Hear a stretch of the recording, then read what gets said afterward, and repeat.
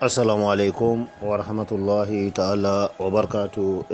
An san pour sur jama duba denw bɛɛ lajɛlen k'a daminɛ duba fɔlɔ la, duba filanan, duba sabanan fo ka taa se duurunan ma. Ni wagati in na an bɛna bɔ ni ka foli d'aw bɛɛ lajɛlen ma dakuru ɲɛ kelen pe inshallah.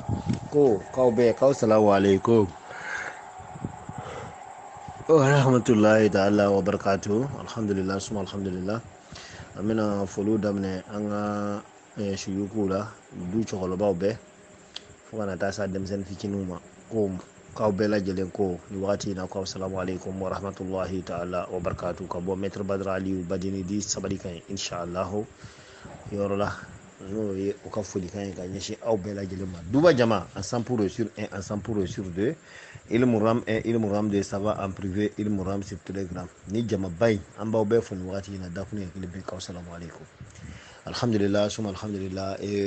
Jatew ni miiriyaw kɔnɔna na an nana ye kalandenw aw mako kan ka jɔ fɛn kelen na, fɛn min ni maa wɛrɛ ma d'aw ma fo Allah subhanahu wa ta'ala. O ye jumɛn ye? N'aw mako ka kan ka jɔ a la ni ne y'a ɲini Ala fɛ ka bɔ n'a ye ko n b'a d'aw ma. Oui, o ti dɔwɛrɛ ye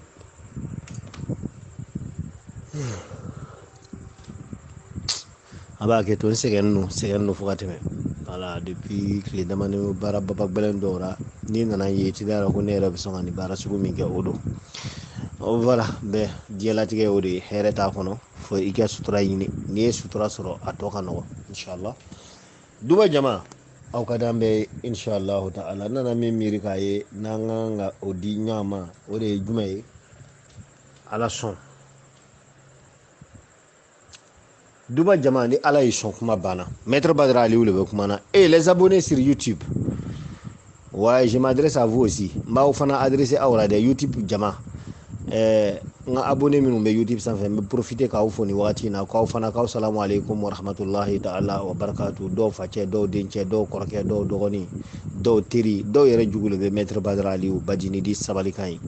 Ni wagati in na n ka foli bɛ aw ye, aw min bɛ YouTube sanfɛ n ka foli b'aw ye kɛrɛnkɛrɛnlen ma, ani fana tuguni Ostaz Muhammad Sidibe sur YouTube. K'i ni ce i ni don bɛɛ a bɛ to n kɔnɔ.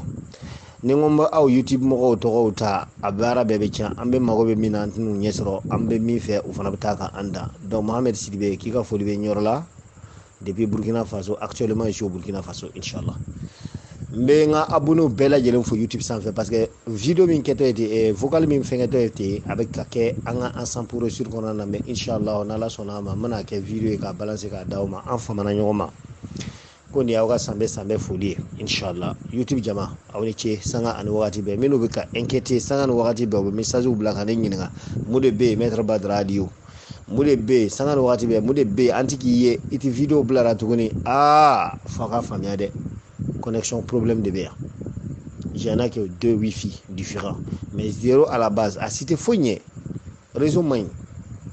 Voilà, connexion n'est pas du tout stable chez nous ici au Burkina Faso. Voilà pourquoi vous ne me voyez pas sur les réseaux sociaux et en plus sur les YouTube dans notre chaîne 100% sur YouTube. Inch'Allah, aw bɛɛ fo nu abonné. Voilà donc ni vocal na amana essayer ka nu filɛ n'a bɛ se ka traduit ka taa na inshallah amana bila ka taa di aw ma. K'an bɛ duba jama bɛɛ lajɛlen fo.